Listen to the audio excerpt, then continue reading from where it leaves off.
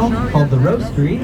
If you went there, I hope you enjoyed your almost $20 coffee. So, right on the right side, you'll see the Great Lakes building, the Beatnik right here, a very nice restaurant. But we're not going to talk about that. What I want you to know on this piece of land right here, in 1860, something called the Wigwam set here. In 1860, this is where one Abraham Lincoln would win the nomination to become president, right here on this piece of land. Wow. He almost didn't though. There was a recount, and thanks to Ohio, he would win by 4 full votes. Thank you, Ohio. Which is a sentence I never say. Here on the right-hand side, you will see the beginning of the Riverwalk. It extends all the way down to Lakeshore Drive. We'll see that later. You will see some of our local art right here. We have many beautiful murals, local art. It's amazing here.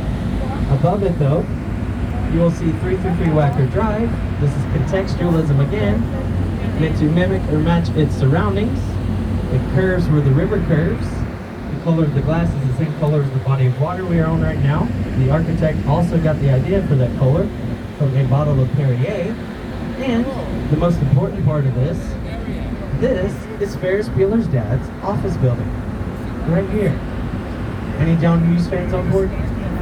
Yeah? Most important movie to me, John Hughes movie, is Planes, Trains, and Automobiles. Anybody agree with that? Yeah? Cool. R.I.P. John Candy. So, here on the right hand side, look back at the Riverwalk, you will see this stainless steel fixture. This is called an eyelash.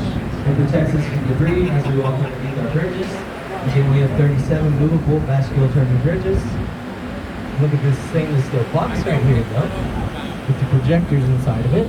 This is something free every night here in Chicago. Listen to me.